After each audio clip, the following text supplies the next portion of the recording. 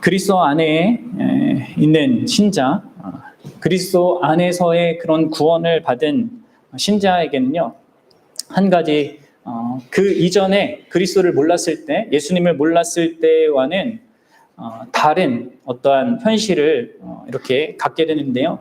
그것은 바로 사탄과의 전쟁이, 사탄과의 영적 전쟁이 그 신자에게 있게 된다는 것입니다. 오늘은 이렇게 좀 이런 사탄과 신자의 그런 관계, 이런 측면들을 좀 함께 살펴보려고 하는데요. 너무나 아이러니하게도 제가 사탄에 관한 이런 이야기를 또 이런 설교를 준비했는데 가장 많이 우리 지체들이 빠지는 상황이 되어버렸습니다. 그렇죠? 무슨 여러 가지 뭐 이유들이 있겠지만 참 이게 좀 생각해 볼 그런 문제인 것 같기도 해요. 얼마나 사탄이 좀 이런 것들을 싫어하는가, 어떻게 해서든 무슨 이유로든 그 자신의 정체를 들키기 싫어하는 그러한 전략이 아닌가라는 생각도 하게 됩니다. 여하튼 여러분들, 우리 믿는 신자는요, 항상 우리의 인생 가운데 있게 되는 이 중요한 현실을 명확히 이해해야 되는데요. 지난 시간에 우리가 다룬 것은 우리 안에 있는 죄와의 싸움이 우리에게 있다는 것, 그러나 우리가 죄에 지배받지 않고 죄의 통치 아래 있지 않고 죄의 책임 아래 있지 않는 그러한 죄에서부터 죄에 대하여 죽은 자라는 사실을 가지고 죄 가운데 죄와 싸우며 산다고 했습니다. 그것과 함께 더불어서 생각해야 될 것이 바로 이 사탄과의 영적 전쟁입니다. 여러분들은 사탄의 존재를 어떻게 생각합니까? 어떤 사람들은 이 사탄에 대해서 완전 무시하고 살아갑니다. 무슨 사탄이야, 요즘 세상에 이 과학이 발달하고 이렇게 교육이 발달했는데 뭐 그런 것들은 그냥 상상의 산물이지 하면서 무시하는 사람이 있습니다. 또 어떤 사람들은 사탄 이야기하면 막 지나칠 정도로 몰입하고 막 걱정하고 두려워하는 사람도 있어요. 모든 것을 다 사탄과 결부시켜서 막 얘기하려고 하는 그런 사람도 있습니다. 그럼 이것은 다 극단적인 반응입니다. 우리는 성경에 근거하여서 이 사탄의 정체를 명확하게 알고 또 그 사탄이 어떠한 방식으로 우리를 공격하고 우리의 신앙생활을 이렇게 망가뜨리려고 하는지를 파악해야 합니다. 그리고 그것을 대처하고 대항하고 이겨야 하는 것입니다. 여러분, 하나님께서는요, 우리를 사랑하십니다. 그리고 우리가 이 땅 가운데 사는데 하나님의 백성답게 하나님의 자녀다운 그 삶을 영위하기를 원하십니다. 그래서 이 죄에 관한 것도 우리에게 이렇게 명확하게 설명해 주시고 또 이 사탄에 관한 것도 이렇게 명확하게 설명해 주시는 겁니다. 이런 것들은 다 내가 그걸 깨닫고 그것 속에서 싸우면서 대항하면서 어떤 성장하는 것을 하나님께서 기대하기 때문에 하나님이 해주시는 것이 아니라 내가 깨닫고 알아서 반응하여서 나아가야 되는 것입니다. 여러분들은 어떻게 생각합니까? 분명한 것은 사탄의 존재는 너무나 확실히 있죠. 여러분 아세요? 생각해 보십시오. 왜 여러분들 이 세상에 전쟁이 있을까요? 왜 우크라이나와 러시아 전쟁은 끝나지 않고 계속되는 겁니까? 왜 그 전쟁으로 인해서 수많은 사람들이 목숨을 잃고 난민이 되고 정말 고통 속에 있습니까? 또 여전히 아프리카에서 오늘날 벌어지고 있는 일들도 생각해 보십시오. 최근까지도 수만 명의 어린이들이 콩고인가 거기에서 강제 징집돼가지고 마약에 취하게 만들고 바로 전쟁터로 보내서 이렇게 군인으로 이렇게 하도록 이런 일들이 벌어지고 있습니다. 또 여러분들 각 나라에도 특별히 이러한 그 선진국들 있잖아요. 그 나라 안에 이 성적인 것을 가지고 이렇게 사업하는 그런 자들에 의하여서 암암리에 여성들이 인신매매를 당하는 일들도 아직도 정말 너무 많습니다. 게다가 여러분들 왜 이렇게 나라들마다 특별히 우리나라도 그렇죠. 이단적이고 사이비적인 종교가 성행하는 겁니까? 이렇게 과학 문명이 발달했는데 교육이 발전했는데 이 시대에 심지어 수많은 엘리트들이 그런 사이비 종교에 빠져서 있습니다. 그럼 이런 것들이 그냥 단순하게 있는 것이겠습니까? 이 모든 도덕적이고 윤리적인 타락 뒤에는요, 또 다른 요소인 초자연적인 그 영적 존재가 관여하고 있는 것입니다. 그거 외에는 설명할 수가 없는 것이죠. 단순히 눈에 보이는 것이 전부라고 믿는다면 여러분들 어떤 의미에서 우리는 이런 악의 현실에 대해서 충격받거나 분노할 필요도 없습니다. 이게 다 그냥 진화론적인 그런 현실 속에서 있는 거다. 뭐 이렇게 생각하면 우리가 이것을 신경 쓸 이유가 뭐겠습니까?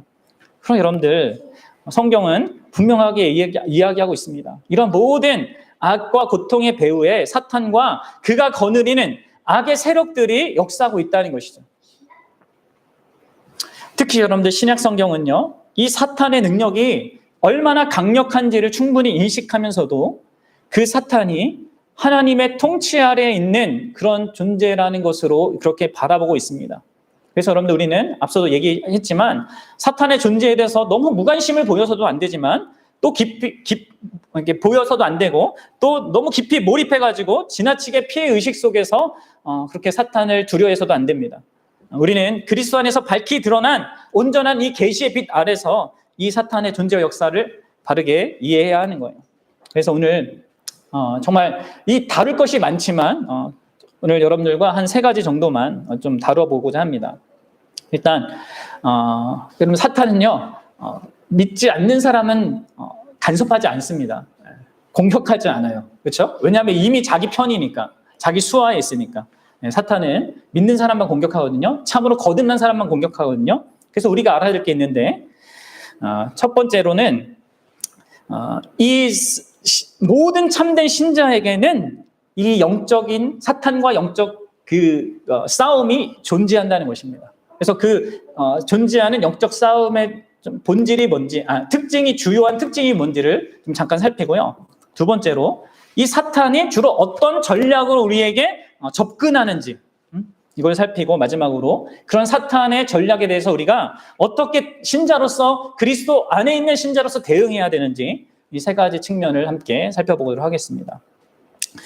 그러니까 영적 전쟁의 주요한 특징, 그리고 사탄의 주된 사역의 특징, 그리고 마지막으로 이런 사탄의 역사에 대한 우리의 반응, 대항할 방법에 대해서 생각해 보도록 합시다.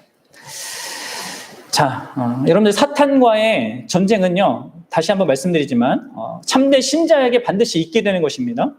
근데 여러분들 이 전쟁에는요, 이렇게 3가지 주요한 특징들이 있어요.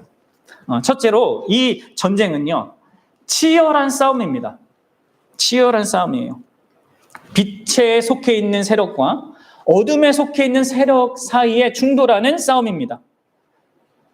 특히 어둠의 세력 안에 있는 사탄의 수하들인 귀신들, 타락한 또 천사들이죠. 그는 그 귀신들의 우두머리인 사탄의 명령을 즐겁게 기쁘게 수행하는 자들입니다. 이 사탄의 군대는 공격적이고 악의적이고 잔인합니다. 그리고 그들의 힘은 우리보다 월등히 크고 항상 우리를 에워싸고 있습니다. 그 힘은 우리가 상상하는 것보다 훨씬 강력해요. 그리고 사탄의 전략은 놀랍도록 교묘합니다. 이따가 배우겠지만. 여러분 우리가 여러분 아시죠? 나니아 연대기로 알려진 C.S. 루이스라는 그런 사람이 쓴 스크루 테이프의 편지라는 책이 있습니다.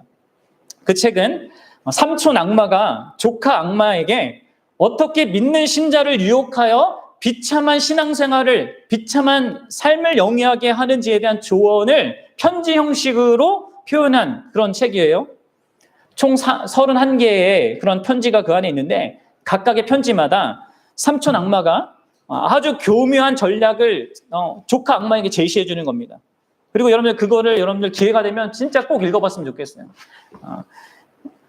정말 기회가 되면 이번 주에 꼭 읽었으면 좋겠는데 여러분들 읽다 보면 내가 이렇게 속고 있었구나 이것을 다 발견하게 된단 말이에요. 저도 그 처음 읽었을 때 되게 충격적으로 읽었었는데 여러분 한번 보십시오.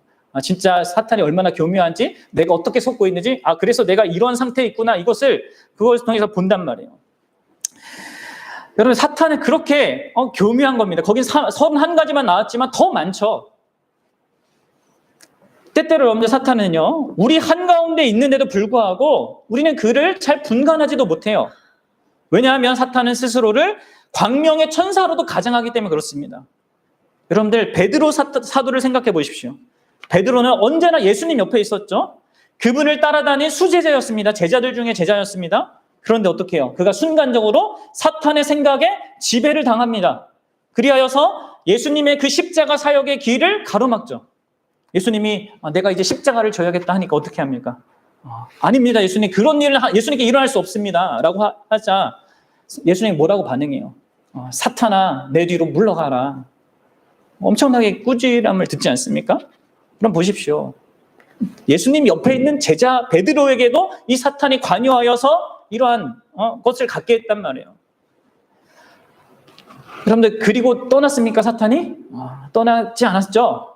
심지어 부활하여서 예수님을 만나서 회복된 뒤에도 사탄은 계속해서 제자들의 삶 가운데 역사했어요. 그래서 나중에 베드로가 또 어떤 이방인과 식사하는 문제로 또 한 번 이러한 사탄의 이 속임수에 넘어가잖아요. 그래서 바울에게 이번에 책망을 받잖아요. 그래서 사도 바울이 이런 얘기를 했어요. 에베소서 4장 27절입니다.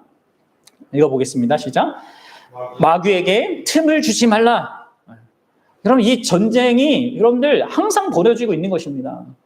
신자의 삶이요, 그냥 뭐 항상 평안하고 좋다 이렇게 여러분 생각하면 안 돼요. 그런 측면이 있죠. 근데 이 신자의 삶은 너무나 독특해요.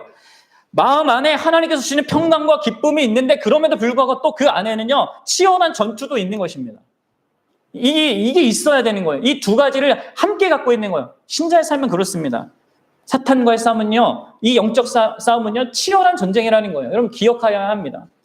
자, 둘째로 이 영적 전쟁은요, 말 그대로 영적인 싸움입니다. 이 싸움은 지금 러시아와 우크라이나가 전쟁하면서 막 총으로, 탱크로, 막 드론으로 하는 것, 아니면 이제 막 핵폭탄을 막 사용할까 막 이렇게 하고 있잖아요. 이런 싸움은 아니에요. 이 사탄과 우리의 싸움은 그런 싸움이 아닌 것이죠. 우리 에베소 6장 12절에 한번 보십시오. 자, 읽어보겠습니다. 시작. 우리의 씨름은 혈과 육을 상대하는 것이 아니요 통치자들과 권세들과 이 어둠의 세상 주관자들과 하늘에 있는 악한 영들을 상대함이라. 그럼 우리는 혈과 육, 이런 육신을 가지고 뭔가를 하는 게 아니라 눈에 보이지 않는 하늘에 있는 악한 영들과 싸우는 것입니다. 눈에 보이지 않는 수많은 사탄과 그의 강력한 군대들과 대립하고 대항하는 그런 싸움이 있다는 거예요. 그리고 그 싸움 매우 격렬하고 고된 싸움인 것입니다. 이건 여러분들 아는 사람만 아는 거죠.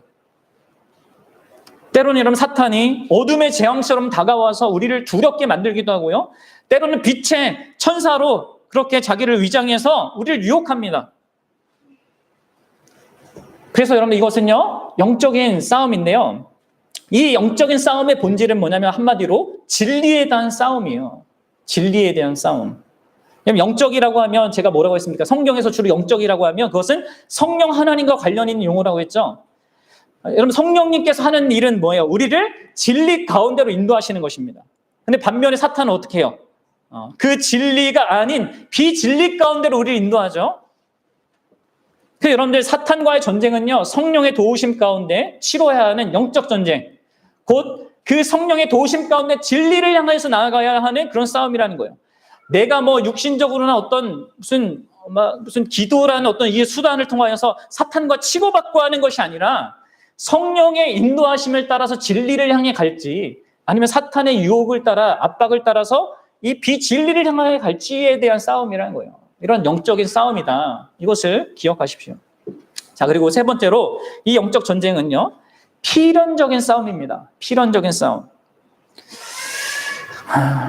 앞서서도 말씀드렸다시피 우리가 예수 그리스도 안으로 구원받기 전까지는요, 이 싸움은 없습니다.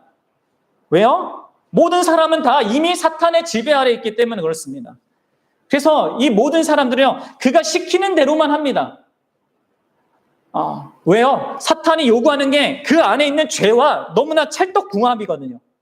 그렇게 함께 어우러져서 그렇게 나아가요. 그래서 이들은 사탄의 지배를 받고 있다고 생각도 안 하고 그것을 저항해야겠다고 생각도 안 합니다.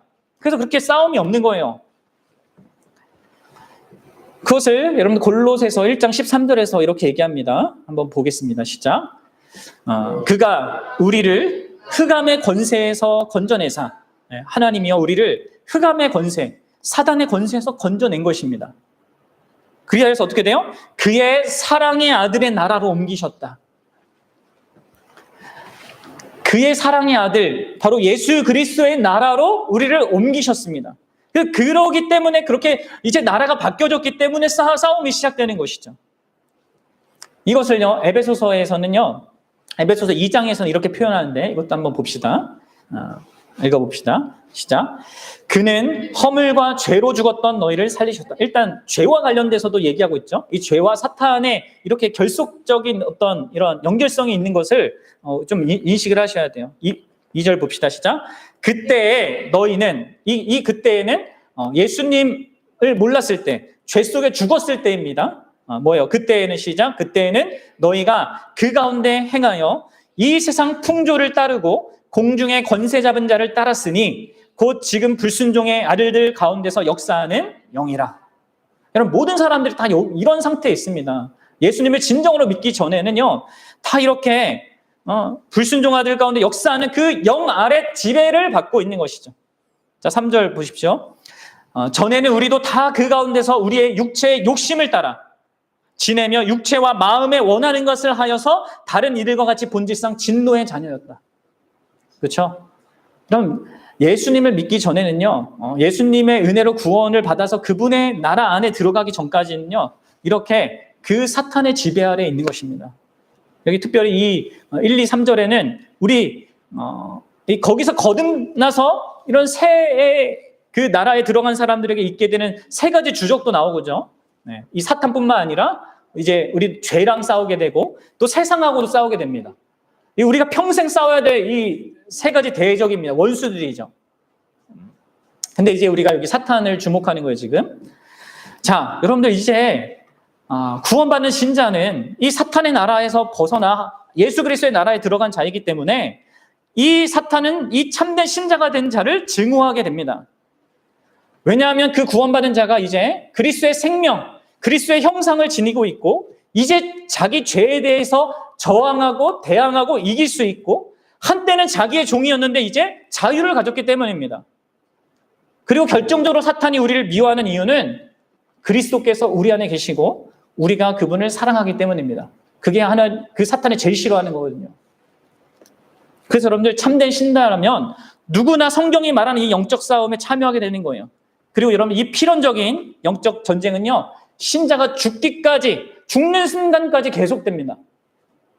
여러분들 아무리 막 잘 나가고 또 이렇게 거룩해 보이고 뭐 이렇게 아무런 흠이 없을 것 같은 그러한 어떤 신자라도요, 죽기까지 경계해야 되는 거예요. 넘어질 수 있습니다. 넘어진 것을 우리 현실에서 많이 보죠. 이렇게 종교반도 목사님들이 갑자기 그냥 죄 유혹에 빠져가지고 무너지는 거 보지 않습니까?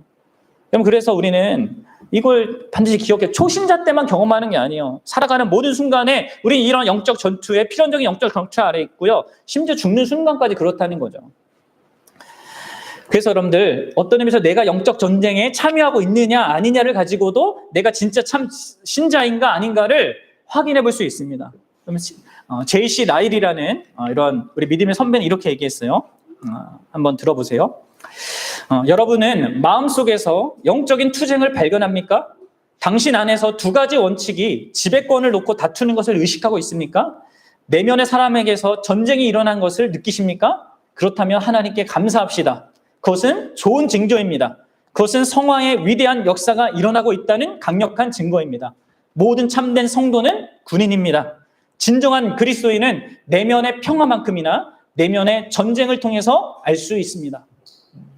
이것은 죄와 싸움 그리고 사탄의 그러한 유혹과의 싸움을 다 내포하는 얘기입니다. 이처럼 치열하고 영적이고 필연적인 이 사탄과의 전쟁을 여러분들 명확하게 알아야 됩니다. 그렇죠? 자, 그러면 이 사탄은 어떤 존재이고 어떤 역사를 합니까? 여러분 어떻게 생각하세요? 우리는 너무 이 미디어의 영향을 받아서 사탄의 역사가 주로 이 공포 영화에 나오는 시기라고 자꾸 생각을 해요. 그러나 그렇지 않습니다. 여러분 바르게 알아야지만 안 속는 것입니다. 광명의 천사로 이렇게 위장할 때가 더 많아요. 일단 여러분들 사탄의 존재는요, 사탄의 기원 있잖아요. 그것은요 사실 성경이 많이 말하지 않아요. 그렇기 때문에 우리가 많이 알려고 하면 안 됩니다. 그저 성경이 말해주는 데까지. 뭐요? 명확한 건 한 가지입니다. 바로 인간이 타락하기 전에 상상을 초월하는 어떤 반역이 하나님의 나라에서 하늘나라에 있었던 거예요. 그리고 거기에서부터 이 사탄이 쫓겨난 이 사실만 성경이 얘기한단 말이에요. 그 이상은 더 이상 알려고 하지 마세요. 나중에 천국 가서 물어보세요. 자, 알아야 될 것은 사탄은 타락한 천사라, 이거 정도만 알면 됩니다. 사탄의 기원에 대해서. 근데 이런 배경 속에서 우리가 이 사탄의 존재 특성으로 우선적으로 기억해야 될 것이, 이런 맥락 속에서 사탄의 피조성이에요. 여러분, 사탄의 피조성이라는 게 뭐예요? 사탄은 하나님이 창조하신 피조물이라는 것입니다. 하나님께서 자신의 영광을 위하여서 만드신 영적이고 인격적인 그런 피조물일 뿐입니다. 사탄은. 이걸 여러분들 먼저 아셔야 됩니다. 물론 그 존재가 영적이기 때문에 그가 육체를 가지고 있지 않은 것의 의미의 영적인 것입니다. 여기서는 성령님과 관련됐다는 게 아니라 육체를 가지고 있지 않은 그런 존재, 보이지 않는 존재입니다.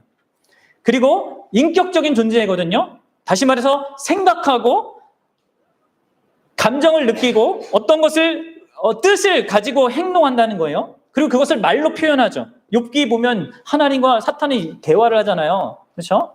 또 예수님과 사탄이, 또 예수님께 나와서 사탄이 막 유혹하는 거 다 언어로 하지 않습니까? 이런 인격적인 존재라는 거예요. 여러분, 그래서 이 사탄을 단순히 악이라는 어떤 모호한 실체를 가르치는 상징으로 보거나 우리의 상상 속에 존재하는 그 가상의 존재로 생각하면 안 됩니다. 성경은 분명히 사탄이 실제로 존재하는 영적이고 인격적인 피조물이라고 말하고 있습니다. 근데 이 피조물이라는 사실이 여러분들 중요합니다. 사탄을 이해하는 데 있어서. 왜 그렇습니까? 많은 사람들이 사탄을 하나님과 동급의 신으로 자꾸 생각을 하려고 해요. 여러분 그렇습니까? 아니에요. 유일하신 하나님은, 신은 삼위일체 하나님 한 분입니다. 여러분, 사탄은요 피조물 가운데 하나예요. 이게 우리가 아까도 말씀드렸다시피 이런 미디어에 노출되다 보니까 자꾸 그 미디어에, 특별히 SF 그런 영화 같은 데 보면 선한 신과 악한 신이 막 싸우는 이런 것들이 있잖아요. 어벤져스에도 그런 그 세계관이 있단 말이에요. 근데 여러분들 그게 아니죠. 사탄은 피조물일 뿐이에요. 아무리 강력하여도. 선하신 하나님께서는 이 악한 사탄의 존재를요 자신이 창조한 피조물로 통치하고 주관하고 계십니다. 이걸 아셔야 돼요. 물론 사탄이 영적인 천상의 존재이고 천사였기 때문에 당연히 우리 인간보다 모든 면에서 뛰어난 능력을 갖고 있어요. 그리고 이성적인 존재이고 지혜롭고 이런 것들이 우리의 어떤 것보다 더 탁월합니다. 그런 의미에서는 매우 우리에게 위험한 존재예요. 그럼에도 불구하고 하나님과 대비하여 볼 때 사탄은요 전혀 하나님께 상대가 되지 않는 존재예요. 우리와 대비해 볼 때는 사탄은 우리가 좀 이렇게 경계하고 두려워해야 될 대상이지만, 하나님과 대비해서 볼 때는 사탄은 전혀 이런 싸움이 안 되는 존재입니다. 이걸 아셔야 돼요. 그래서 여러분 욥기 이야기를 보면 어떻게 하나님께서 사탄의 활동을 제지하는지를 우리가 볼 수 있습니다. 하나님의 허락 없이 욥에게는 그 어떤 일도 일어날 수 없었습니다. 욥이 고난을 당한 거, 재산을 다 잃고 자녀를 잃고 자기 몸에 병이 난 이 모든 것들은 하나님이 허용하셨기 때문에, 사탄을 허용하셨기 때문에 하게 하신 것이거든요. 사탄은 이처럼 창조주의 주권적인 그 능력으로 정하신 한계를 벗어날 수 없어요. 물론 사탄은 계속해서 어떻게 하든 구원의 계획을 방해하고 하나님의 백성이 그 구원을 누리지 못하도록 막으려고 합니다. 방해하려고 해요. 그리고 때로 하나님의 백성이 죄 가운데로 나아가는데 그렇게 성공도 합니다. 그런데 성경의 역사를 보면, 그리고 기독교의 역사를 보면요, 언제나 이런 사탄의 악한 계획과 그 성공은 결국은 하나님의 뜻을 이루는 데 사용돼요. 여러분 너무 놀랍지 않습니까? 사탄은 성공하는 것 같은데 언제나 하나님이 결론적으로 이긴단 말이에요. 그래서 여러분들 칼빈은 이렇게 말했어요. 한번 들어보세요. 칼빈이 이렇게 얘기했습니다. 사탄은 하나님의 명령에 따라 통제받기 때문에 그분을 섬기지 않을 도리가 없다. 여러분들 보십시오. 사탄은 자기가 섬기려고 하나님을 섬기는 게 아니에요. 자기는 방해하고 뭔가 하나님의 계획을 망가뜨리려고 하는데 그 일이 오히려 하나님을 섬기게 되는 거죠. 그리고 여러분 사실 이러한 측면이 우리 원수인 사탄과 영적 전쟁을 싸워야 하는데 상당히 위로가 되고 힘이 되는 사실입니다. 여러분 이걸 먼저 기억해야 돼요. 자, 이게 이제 사탄의 존재의 그런 측면에서 기억해야 될 사탄의 정치이고요. 그러면 여러분 사탄은 주로 어떤 방식으로 우리에게 역사합니까? 여러분들 이것을 생각해 봅시다. 어떤 방식으로 특히 믿는 신자들을 공격하고 무너뜨리고자 합니까? 그것은 그럼 C.S. 루이스가 다른 것만 해도 몇 가지였다고요? 31가지였어요. 이것과 관련된 여러 책들을 보셔야 되는데 시중에 나온 영적 전쟁이라는 책들은 조금 좀 이상한 책들이 많아요. 그래서 여러분들이 꼭 잘 구분해서 봐야 되는데 저한테 물어보거나 추천 받아서 꼭 보셔야 합니다. 근데 여러분 31가지를 이 C.S. 루이스가 다뤘는데 그 모든 것들을 한 가지로 수렴하여서 이해할 수 있습니다. 그것은 뭐냐면 바로 사탄이 사용하는 주된 방식은요, 거짓입니다. 뭐라고요? 거짓. 네. 예수님께서도 이 사탄이 하는 일에 대해서 이렇게 규정하셨죠. 우리 요한복음 8장 44절을 같이 읽어보도록 하겠습니다. 시작. 너희는 너희 아비 마귀에게서 났으니, 이건 지금 바리새인들에게 하는 얘기입니다. 유대인들에게, 예수님을 믿지 않는 자들에게 너희는 마귀에게서 난 자식들이다, 이렇게 얘기하고 있어요. 이어서 시작. 너희 아비의 욕심대로 너희도 행하고자 하느니라. 그는 처음부터 살인한 자요, 진리가 그 속에 없으므로 진리에 서지 못하고 거짓을 말할 때마다 제 것으로 말하나니 이는 그가 거짓말쟁이요 거짓의 아비가 되었습니다. 네, 그렇습니다. 여러분들 사탄이 주된 그의 활동의 그런 방식은요, 거짓말입니다. 거짓입니다. 진리를 왜곡하는 것이죠. 우리 아이들 거짓말하는 게 얼마나 나쁜지 알아야 돼요. 거짓말하면 나는 사탄 편에 서는 거고 나는 사탄이 제일 좋아하는 일을 하고 있는 거예요. 거짓말하는 사람들은. 끔찍한 겁니다. 그러면 이 사탄이 어떻게 뱀으로 위장해서 하와에게 다가왔는지를 생각해 보십시오. 그 안에서 어떻게 이 사탄이 거짓으로 이들을 죄의 유혹 가운데 빠뜨렸는지를 기억하십시오. 바라보십시오. 생각해 봅시다. 주로 사탄이 행하는 거짓말은 수도 없이 많습니다. 여러분, 그래서 거짓을 분별하는 그 분별력을 키우셔야 되는데, 이제 우리가 그것을 어떻게 대항하는지와 결부돼서 이제 나중에 할 거고요. 일단 어떤 거짓말을 이 사탄이 주로 하는가, 이거 아셔야 되는데, 주로 4가지 대상에 대해서 이 사탄은 거짓을 조장하고 그것을 믿도록 해요. 특별히 신자에게 그렇게 합니다. 이미 하나님을 모르는 자들은 거짓 아래 살아가고 있어요. 여러분들 이 세상이 전부라고 생각하고 있고 다 그렇게 하잖아요. 이 세상 사람들은. 근데 하나님을 믿는 사람들에게 이렇게 관여해서 하나님의 이 4가지 주요 주제를 가지고 이렇게 왜곡해서 믿게 한단 말이에요. 이걸 여러분 아셔야 된단 말이에요. 자, 첫째로는 사탄은 주로 하나님에 대해서 거짓으로 믿게 해요. 그 두 번째로는 인간 자신에 대해서, 나에 대해서, 믿는 신자인 나에 대해서 거짓으로 나를 이해하고 믿게 한단 말이에요. 그 세 번째로는 죄에 대해서 사탄은 거짓을 조장합니다. 그리고 마지막 4번째로 사탄이 조장하는 거짓의 대상은요, 세상입니다. 세상의 현실. 자, 여러분들 첫 번째 한번 봅시다. 사탄은 언제나 하나님께 대하여서 거짓을 믿도록 조장합니다. 그럼 창세기 그 3장에 사탄이 하와에게 나타나서 어떻게 말했는지를 한번 생각해 보십시오. 응? 너 하나님께서 이 선악과 먹지 말라고 했지. 이것은 너가 하나님이 될까봐, 너희가 하나님처럼 될까봐 하나님께서 그 좋은 것을 주지 않으려고 한 거야. 지금 뭘 지금 주는 거예요? 어떤 유혹입니까? 하나님은 가장 좋은 것을 주시는 그런 선한 분이 결코 아니라는 그러한 생각을 갖도록, 그것을 믿도록 조장하고 있는 거죠. 하나님에 대한 오해를 갖도록 하는 것이 사탄이 하는 일이에요. 그 결과 그 하나님의 선하심을 믿지 못하고 하나님께 불순종하고 하나님이 기뻐하지 않는 행동과 말을 하도록 만드는 게 이 사탄이 하는 것입니다. 특별히 뭐를 가지고 그렇게 합니까?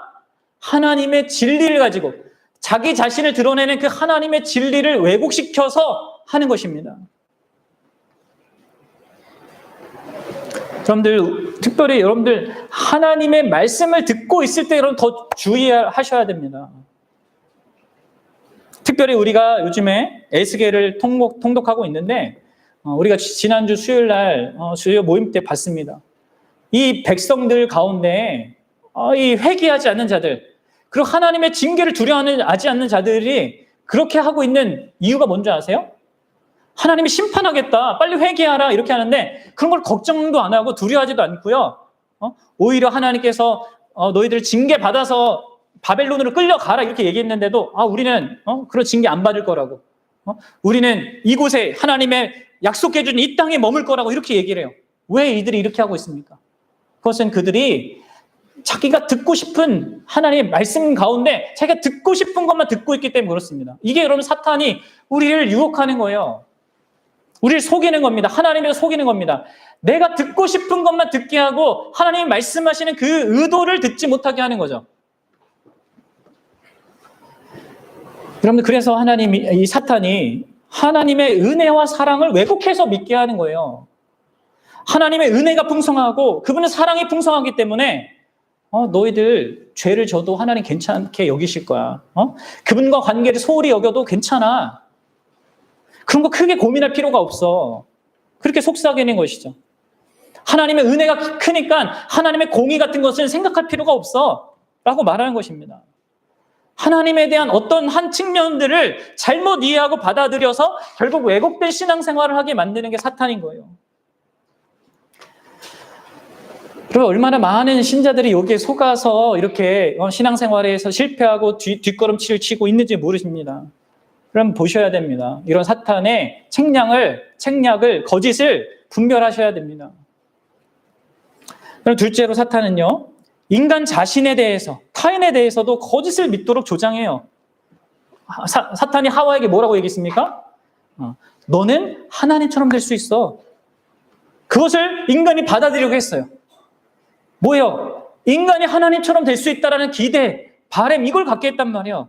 그래서 여러분들, 인간은 스스로 자신에 대해서 지나치게 높게 생각하거나 그렇게 또 높게 생각하다 보니까 또 어떤 급속도로 열등감에 빠지는 그런 일들을 경험하게 되는 겁니다.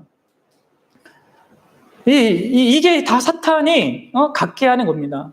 특별히 우리 믿는 신자들 같은 경우에는, 그러면 사탄이 너가 이렇게 하면은 하나님처럼 될 수 있어 이렇게 얘기하잖아요. 내가 하는 것을 근거로 내가 어떻게 될 것이라고 생각하게끔 자꾸 만든단 말이에요. 또 어떤 의미에서는 또 반대로 내가 아무것도 안 해도 괜찮다라는 식으로, 그냥 믿기만 하면 된다는 식으로 또 우리에게 또 말한단 말이에요. 여러분들, 사탄의 이 책략과 이런 거짓이 얼마나 교묘한지, 그래서 우리가 어떤 한쪽으로 자꾸 극단에 빠지도록 하는지를 아셔야 합니다.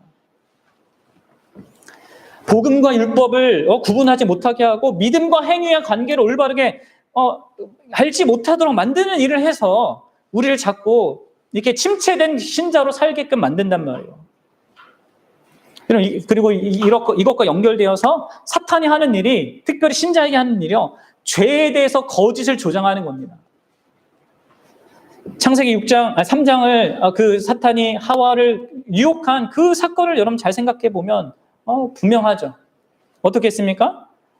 이 사탄이 여인에게, 그 하와에게 이걸 먹으면 너 하나님처럼 될 거야 이렇게 하니까, 그 다음에 그렇게 범하는 죄가 어떻게 보였습니까? 그 범할 죄에 대한 대상이 어떻게 보였어요? 먹음직도 하고 보암직도 하다. 탐스럽게 느껴지게 만들었어요. 이처럼 여러분, 사탄은요, 죄를 아주 좋아 보이게, 그럴듯하게 포장합니다.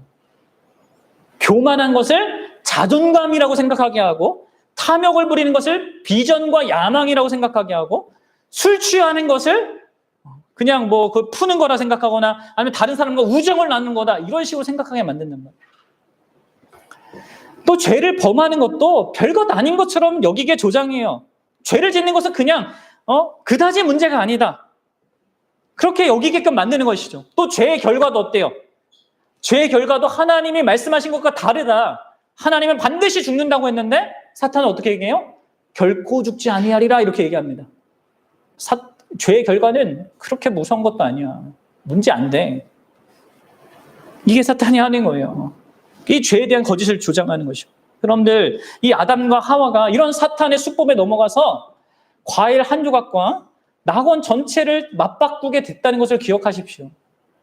아주 작은 죄처럼 보이는 그 한 가지가 얼마나 큰 대가를 지불하는지를 여러분 아셔야 합니다. 신앙생활 할 때도 그렇습니다. 여러분들 죄 하나의 작은 거에 실패하면요, 그게 엄청난 영향을 여러분들 미치는 겁니다. 또 넷째로 사탄은 이 세상에 대한 거짓을 조장해요. 이 세상에 있는 모든 것들을 자꾸 이 세상의 관점으로 바라보게 하는 것이죠. 하나님께서 선물로 주신 것인데 내 육체나 시간이나 재물이나 재능을 내 걸로 생각하게 하든지, 아니면 어떤 경우에는 극단으로 가서 이 모든 것을 다 나쁜 거다 이렇게 생각하게 만드는지, 이렇게 만드는 거예요. 아니면 이 땅의 현실이 전부인 것처럼 살아가게 만드는 거예요. 예수님께서 약속해 주신 그 하나님의 나라 천국보다는 이 땅의 현실이 전부인 것처럼 생각하며 살도록 만드는 겁니다. 세속적인 출세나 어떤 영광이나 이 세상에서 안전을 누리는 것이나 이런 세상적인 가치로 이 땅의 삶에만 매진하게 만드는, 때로는 여러분들 극단적인 애국주의자가 되게 하고 아니면 열성적인 평화주의자가 되게 합니다. 그럼 애국주의자와 평화주의자는 좋은 거잖아요. 근데 그것을 극단적으로 갖게 한단 말이에요. 그렇게 선한 것들을 사용해서 그것들이 우상이 되도록 만드는 게 사탄이라는 거예요. 심지어 기독교를, 그 신앙을 자기의 출세나 사회의 어떤 정의를 위한 수단으로 이용하게도 만듭니다. 이런 일들이 벌어지고 있어요, 여러분들. 이렇게 사탄은 하나님에 대해서, 나 자신에 대해서, 그리고 죄에 대해서, 이 세상에 대해서 끊임없는 거짓말을 조장하고 그것에 의하여서 우리가 살도록 끊임없이 역사합니다. 그리고 특히 우리 안에 이렇게 일어나는 그 죄와 함께 그 죄를 교묘히 사용해서 그렇게 한단 말이에요. 그럼 제가 여기서 언급하지 못한 다양한 것들이 그리고 더 구체적인 것들이 그 스크류테이프의 편지에 있으니까 꼭 진짜 읽어보셨으면 좋겠어요. 그렇다면 결론적으로 우리는 어떻게 이러한 사탄의 거짓을 대적해야겠습니까? 사탄의 가장 강력한 그 무기가 거짓이라면 그 거짓에 대한 것을 효과적으로 대항하기 위해서 무엇이 필요하겠습니까? 그렇습니다. 거짓을 대항하는 가장 결정적인 수단은요, 하나님의 참된 진리를 붙드는 겁니다. 하나님의 진리를 붙드는 거예요. 그것만이 사탄과 싸우는데 여러분들이 승리하는 유일한 길입니다. 대항하고 승리하는 유일한 길이죠. 어떤 진리입니까? 네, 오늘 본문 에베소서 6장 10절 읽어보겠습니다. 여기서 두 가지, 그리고 나머지 한 가지, 이렇게 세 가지를 보겠는데 여기 첫 번째만 제가 좀 설명하고 나머지는요, 여러분들 좀 묵상해 보십시오. 깊이. 네? 간략하게만 제가 마무리하도록 하겠습니다. 어떤 질문입니까? 우리 10절 읽어보겠습니다. 시작. 끝으로 너희가 주 안에서와 그의 힘의 능력으로 강건하여지고. 이게 필요한 거죠. 우리에게 여러분들 이게 필요합니다. 어떤 진리요? 우리가 주 안에서 있다는 진리입니다. 내가 그리스도 안에서 구원받은 진리라는 거. 다시 말해서 내 안에 계신 분, 나와 함께 계신 분이 누구예요? 예수님이시고요. 그 예수님은요, 사탄에게 결정적으로 승리하신 분이십니다. 따라서 주 안에 있는 나를 확인하셔야 됩니다. 바라보고 상기하고 그러한 나임을, 나의 그런 정체성을 이렇게 믿어야 됩니다. 특별히 나를 자신과 연합하게 하신 그 예수 그리스도, 이 세상에 역사하는 사탄의 모든 그 공격을 정말 유일하게 이겨내신 그 예수 그리스도를 항상 바라봐야 합니다. 우리의 구원자이신 주님이신 그 예수님은 무엇보다도 그 예수 그리스도의 모든 전생에서 이기셨지만 십자가를 통하여서 사탄에게 결정적인 승리를 이루셨어요.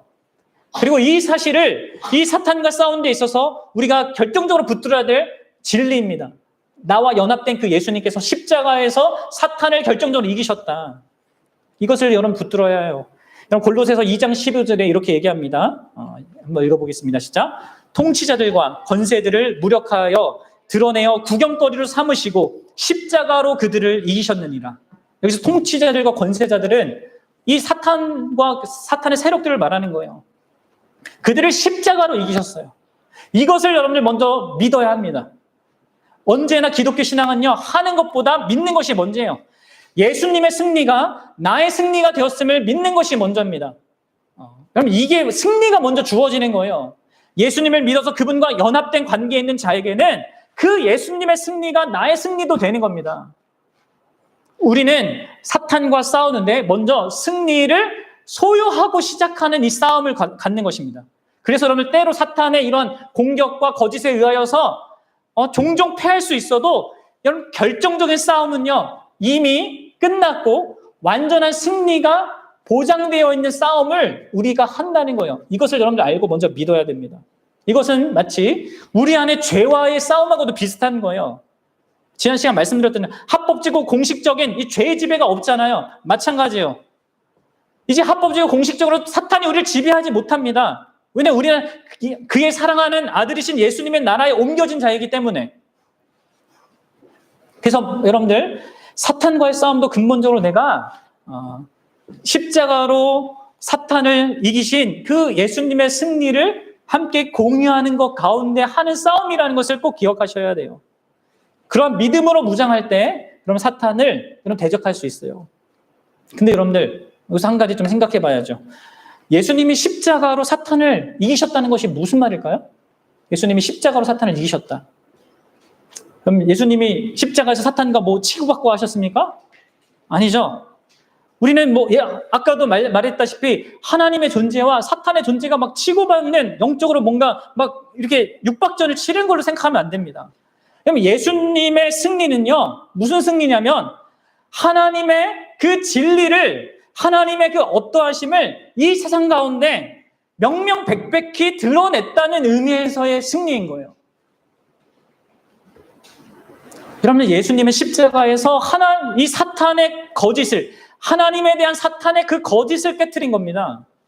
십자가에서 이 예수님은 사탄의 그 첫 거짓, 하나님께서 선한 분이 아니야, 하나님께서는 가장 좋은 것을 주는 분이 아니야, 너희를 사랑하는 것이 아니야 하는 그 거짓을 깨트리셨죠. 하나님이 얼마나 선한 분이신지, 하나님이 얼마나 우리를 사랑하시는지, 하나님 자신의 그 전부를 다하여서 우리를 사랑하시는지를 드러내는 거예요. 십자가에서. 그런 방식으로 이 사탄을 깨트리는 겁니다. 동시에 이 예수님의 그 십자가는 하나님께서 미워하시는 그 죄가, 이 죄, 우리가 가볍게 생각하는 그 죄, 사탄이 그렇게 여기도록 하는 그 죄가 얼마나 심각한 것인지, 또 얼마나 큰 그 결과를 가져다 주는 것인지를 참으로 또한 드러내시죠. 그런 진리를 드러내시는데 승리하신 거예요. 또한 하나님께서 진짜 자신이 말씀하신 대로, 약속하신 대로 행하시는 분이라는 것, 죄에 대해서 심판하시는 분이라는 것을 드러내시는 겁니다. 이게 십자가예요. 십자가의 승리입니다. 더불어 이 십자가는 하나님께 순종하는 것이 얼마나 또한 영광스러운 것인지도 드러냅니다. 하나님의 말씀에 순종의 그 가치를 드높이는 게 십자가이죠. 십자가를 그래서 하나님이 가장 기뻐한다고 했잖아요. 가장 큰 슬픔이기도 하면서도 가장 큰 기쁨인 것이에요. 이렇게 하나님의 어떠하심에 대해 마귀가 조장해 놓은 모든 것들을 발가벗기고 깨트리는 것이 십자가예요. 이런 의미로 승리하는 거예요. 또 예수님의 십자가는 우리 인간에 대한 거짓도 깨트립니다. 이 십자가는 우리의 존재 가치가 우리의 어떤 행위나 우리의 어떠함에 있지 않고 하나님이 우리를 창조하셨고 우리를 구원하신 그 사실에 있다는 것을 증명해 주는 거예요. 그래서 그런 방식으로 인간이 갖게 되는 모든 교만을 깨트리고 인간이 갖게 되는 모든 열등감을 깨트리는 것입니다.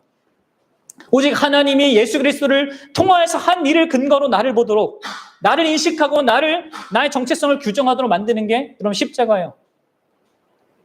그래서 여러분들 이 거짓을 주된 무기로 싸우는 사탄과의 싸움에서 승리하기 위해서 우리는 항상 십자가에서 승리하신 그 예수 그리스도를 바라봐야 하는 것입니다. 그리고 이것을 조금 달리 표현하면 여러분들 항상 예수님의 십자가를 중심으로 하나님의 말씀과 그분의 진리를 이해하고자 해야 합니다. 십자가가 가장 결정적인 거예요. 우리의 하나님에 대한 오해와 이 잘못된 나에 대한 이해와 이 세상과 이 모든 죄에 대한 모든 세상에 왜곡된 그 진리를 십자가가 이렇게 회복시켜 준단 말이에요. 여러분들, 그럴 때 우리가 이 사탄의 거짓과 유혹을 저항하고 이길 수 있습니다. 그리고 여러분들 6장 10절을 다시 보십시오. 너희가 주 안에서와 이렇게 됐죠. 그리고 그의 힘의 능력으로 강건해지고 이렇게 합니다. 그의 힘의 능력으로 강건해지는 게 있어야 돼요. 이게 뭐예요? 뭐 하는 거예요? 바로 이 영적 싸움은요, 나 혼자 하는 싸움이 아니라는 거예요. 나와 함께 하시는 우리의 군대 대장이신 예수 그리스도께서 함께 하신다는 거죠. 그리고 그분의 힘을 공급받아서 하는 싸움이라는 것입니다. 그리고 이것을 정말 간단하게 풀어서 설명하면 여러분 그분과의 관계를 먼저 중요하게 여겨야 된다는 거예요. 그분을 통해서 힘을 공급받는 게 있어야 된다는 것이죠. 사탄을 대적하기 위해서 주님과의 관계를 우선순위에 두고 영위해야 됩니다. 여러분들 군인이 전쟁에 나가는데 지휘관의 그러한 안목과 지휘관의 어떤 경험과 이런 것들을 듣지 않고 나가면 어떻게 되겠습니까? 100점 100패합니다. 그렇죠? 지휘관으로부터 모든 상황을 듣고 또 어떻게 내가 어떤 역할을 해야 될지를 듣고 가야지만 승리할 수 있단 말이에요. 마찬가지요. 사탄과의 전쟁도 우리의 지휘관이신 예수 그리스도의 관계 속에서 명확하게 그분의 공급하심을 받고 나아가야 됩니다. 그렇죠? 네, 그리고 마지막으로 여러분들 11절을 읽어보십시오. 그리고 13절에서 나온 거 있습니다. 그건 뭐냐면 세 번째로 우리가 가져야 될 것은요, 하나님이 제공해 주시는 하나님의 전신갑주를 입고서 이 싸움을 감당해야 됩니다.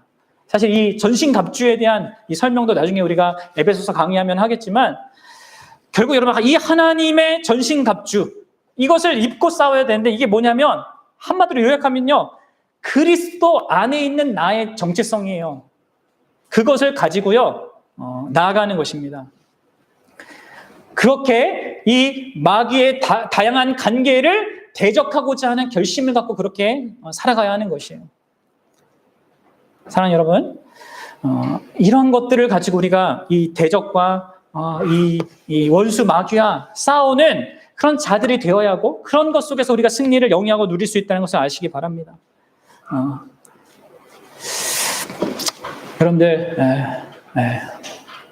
우리가 이렇게 진짜 존재하는 사탄, 그리고 참된 신자에게만 그렇게 영적 전쟁을 걸어오고, 또 참된 신자만이 그 영적 전쟁을 바르게 파악하고 이해하고 대항할 수 있음을 알고요, 정말 우리로 하여금 이러한 영적 전쟁에 참여하게 하셔서 우리를 거룩한 하나님의 백성으로 삼고자 하는 하나님의 의도를 알고, 이 하나님의 의도를 따라서 믿음으로 반응하는 저와 여러분들 될 수 있기를 주님의 이름으로 축복합니다. 시간 같이 기도하겠습니다.